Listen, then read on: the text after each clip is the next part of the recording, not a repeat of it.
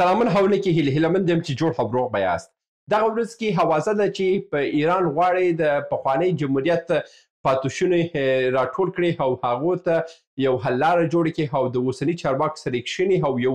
عامه شموله یو ټولګډونه حکومت جوړ کړي. د دغه سره بعضې خبرې همدې ته رسېدلې وې چې روسانو هم په دې کې خپل فعالیت شروع کړی، چینایانو هم شروع کړی دی. نن په دغه ویډیو کې تاسو ته وایم چې په ایران کې دغه لیدنه چې د اوسني چارواکو د لوړو زده کړو وزیر ندام احمد هلته تللی و، د هغه سره یو څو نور پلاوي هم تللي وه او په تهران کې د پخواني چارواکو سره یې لیدنه کړې وه. دغه چارواکي څوک وه او د دوی غوښتنې څه وي او څه کارونه کېږي، نن په دغه ویډیو کې انشاءالله چې یو څه معلومات تاسو ته درکومه، نو ستاسو به هم یو څه قناعت ترلاسه شي. ځو پر موضوع باندې خبرې کوو، تر اضافي خبرې تېرېږو. ګوره روسیه چې ده دغه څو وخته کېږي په دغه لټه کې ده چې د افغانستان کې چې کومې ستونزې راولاړ شوي دي، د دې ستونزو د حل لپاره باید حل لاره پیدا سي. چینایان د پخوا څخه هم په دغه لټه کې وو چې افغانستان ستونزه باید په سیمې کې حل سي تر څو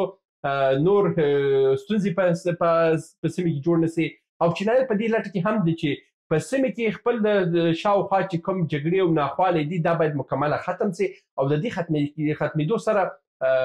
دی وسې کړی په نړیوال قدرتو سره د خپل ځان وجنګوي. نو اوس په دغه وخت کې روسان په دې لټه کې دي چې دغه دپاره یو بدیل لاره جوړه سي او دا ستونزه حل سي. دغه ورځ کې که تاسو معلومات کړي اوسي په خبرونو کې ویل سوي چې پخواني چارواکي په تهران کې د څه سره لیدلي دي، د ندام احمد او د دوی د یو پلاوي سره یې کتلي هم دی. په دغه لیدنه کې ویل کېږي چې د بلخ پخوانی والي عطا محمد نور و،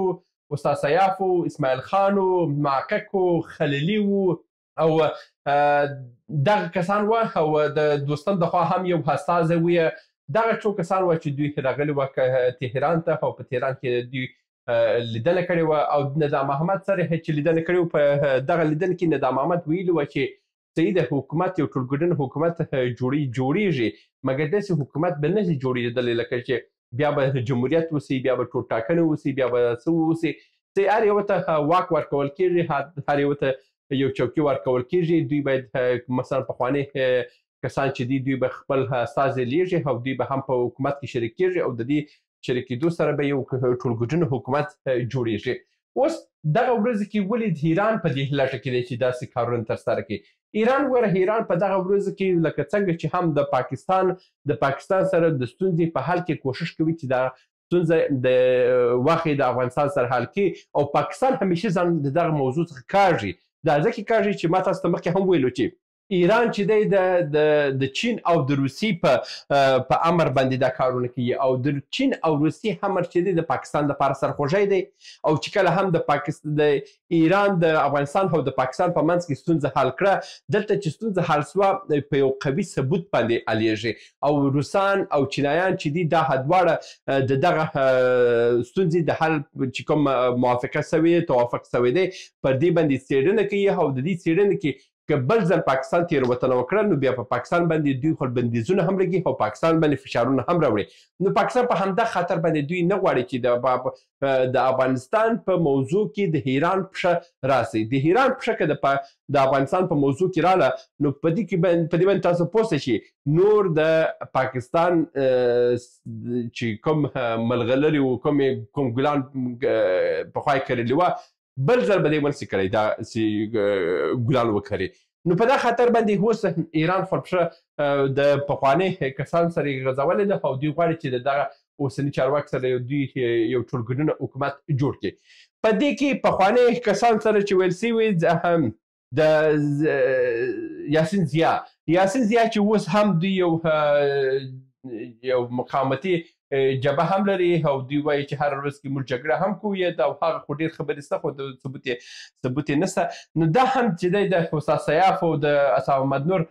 په خبره باندې اوکې کړې ده او دوی ویلي دي چې موږ ځو په تهران کې د طالبان سره موږ خپل مجلس کوو که توافق ته ورسېدو نو تاسو به هم راسئ. په دې کې یوازې یو کورنۍ چې هغه د مسعود تورستي کورنۍ ده هغه کورنۍ پاتې شوې ده، هغه ویلي چې نه چې موږ د پاکستان او د فرانسې حمر دی نو خو د دوی شاته دوی پخوا هم دغه کورنۍ نو دوی د ایران د دغه موضوع سره دوی شریک سوي نه دي او پخواني کوم څیرې چې دي هغه پخواني ټول کسان دوی په دغه باندې لیواله دي دوی ځکه لیواله دي چې دوی وایي چې یاره د کله پورې به موږ په ترکیه کې په بل هیواد کې ناست اوسو چې نه به یو فعالیت حق لري نه تګ راتګ حق لرو نو د دې لپاره بهتره دا ده چې ولاړ شو خپل وطن ته ولاړ شو خپل وطن کې دا کومې ستونزې پیدا سوي دي دا ستونزه ورې په مخامخ باندې حل کړو دوی هم د دغه حالت څخه دوی هم خواشینه دي استاد محقق هم دا خبره کړې وه چې موږ هم د استاد سیاف او د عطا محمد نور د دوی د خبرو سره موږ موافقه یو او دوی باید یو توافق ته ورسیږي او توافق ته چې ورسېده موږ به هم راسو کابل ته راسو او موږ به هم خپل استازي په حکومت کې به شریک کړو نو دوی یو توافقي حکومت به جوړ سي د دغه توافقي حکومت دپاره ایران او روسیه او چین زحمت دا ورکې باسي او دا ورکې امکان شته چې یو توافق ته ځکه ورسېږي چې روسان د ډېر پخوا څخه هم پر افغانانو پر طالبانو باندې خپل فشارونه یې درلودل چې تاسو دغه ستونزه حل کړئ دا ستونزه چې حلوئ دا ستاسو دپاره هم ډېره ګټه ده ځکه چې د امریکا او د غربي هیوادونو پښه د دې ځای څخه وځي او هم دغه بهانه چې د غربي هیوادو هم په نیولې ده چې تاسو باید ټول ګډون حکومت جوړ کړئ نه د ښځو ستونزه حل کړئ او مکتبونه فعاله کړئ او دا کار کړئ نو په دغه وخت کې چې روسي چې کوم فشارونه راوړي دي د روسي فشارونه هم یو څه کار کړی دی او طالبان هم اوس قناعت کړی دی چې یاره په تنهایی باندې دا کار مخته نه ځي او ټوله خوا باید خفه نه واوسي که 50 سلنه خفه دي په 50 سلنه کې راوسه یو 10 سلنه نور هم خوشحاله که 90 سلنه نور هم خوشحاله که یو 10 سلنه چې خفه هم اوسي د دوی د بلا په خفه او خوشحالي کې اوسي خو 80 تر 90 سلنه دوی نهایتا کوشش کوي چې دا خفګان ختم کړي او دا سره یو شریک حکومت جوړ کړي او لویه جرګې جوړه کړي او د لویې جرګې خبرې هم ورته شروع سوي دي او هغه هم ولسمشر کرزي سره پخواني ولسمشر حامد کرزي سره هم خبرې سوي دي تر څو یو توافق ته ورسېږي ځکه چې دا اوس کې دغه حالت ښې خواته روان دی هیله مند یم چې دغه حالت بلکل ښه خواته روان سي دا ځکه چې نور دا جګړه نه باید په افغانستان کې واوسي نور باید د افغانستان کې د ورور وژنه او دا څه باید ختم سي که څه هم د مسعود تروریستي کورنۍ چې د ډېر کوشش کوي چې دغه جګړه بیا هم افغانستان ته راوړي خو زه هیله مند یم چې دا جګړه ختم سي ځکه چې نور دا ملت نور رنجېدلی ملت دی نور دا ملت هم توان نه لري چې د جګړه دومره دوام وکړي هر ورځ کې ټوپک اوسي هر ورځ کې وژل اوسي هر ورځ کې انسانان جنازې اوسي دا بیخي دردونکی دی او د حالت باید ژر تر ژره ودرېږي نو په دغه د خاطر باندې یو څه خبرې روان سوي دي او د دې خبرې د روانېدو سره یو ګډ حکومت که جوړ سي نو دا به د ټولو خواو په ښېګڼه به اوسي ټول ملت به هم په دې باندې خوشحاله دی اوس صحیح دی وایي چې یاره عطا محمد نور دی که سیاف دی که اسماعیل خان دی که دا بل دی دوی هیڅ کار نسي کولی دوی زه وایم چې هیڅ کار نسي کولی خو خبره دا ده چې زموږ د ملک مشران دي هر مشر چې وګوري حد اقل خلوشاته یو څو نفره لري چې هغه څه وسي هغه خلک هم چې خفه دي په افغانستان کې هغه خلک هم راوړي خپل د ځلو څخه خوشحاله کوي که اوس د اسماعیل خان ته راسو اسماعیل خان په هرات کې هر څه وسي نه وسي اسماعیل خان خپل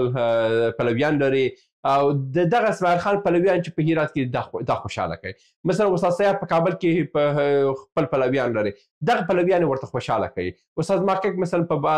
هزار منطقه کې خپل پلویان لري دغه پلویان ورته خوشحاله کوي رایه وړي دلته په کور کې کښېنوئ کار هم ورته ورکوئ خو دې خوشحاله وساتئ هماغه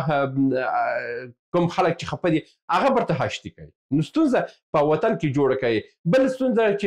عام ملت څخه د بیرغ پوښتنه کوي بیرغ ورته فعاله کړه د هنجونو ستونزه ورته حاله کړه پانتونونه خلاص کړه پرمختګ خلاص کړه یعنې زه تاسو ته وایم چې که د بیرغ او د پانتونو د ښځو د حقوق ستونزه حل سي نور په دې وطن کې به یو څوک هم ولاړ نه سي چې یاره تا ته ووایي طالبه تباه دي او د ستاسو حکومت څخه هم څوک ناغېړی به ونه کړي خو دغه دی چې د ولس په خوله باندې ولاړ شئ د ولس خبرې وکړئ د ولس زړه وساتئ د ولس په ضد باندې کار مه کوئ ډېرو تېرو حکومتونو همدغسې وکړه چې د ولس په ضد باندې کارونه وکړه خو عادي ولاړه نو اوس تاسو هم حکومت نیول اسانه کار دی خو حکومت ساتل ګران کار دی نو تاسو څخه هیله کوم چې ټولو خواوې په خوله کوي او کومې ستونزې چې په افغانستان کې د ستونزې حل کوي او د وطن د نورو بدبختیو څخه وژغوري دا و د نن ورځې ویډیو هیله مند چې تاسو ته لاس کړو تر بیا هم په الله سپارم ښې چارې. سلامونه.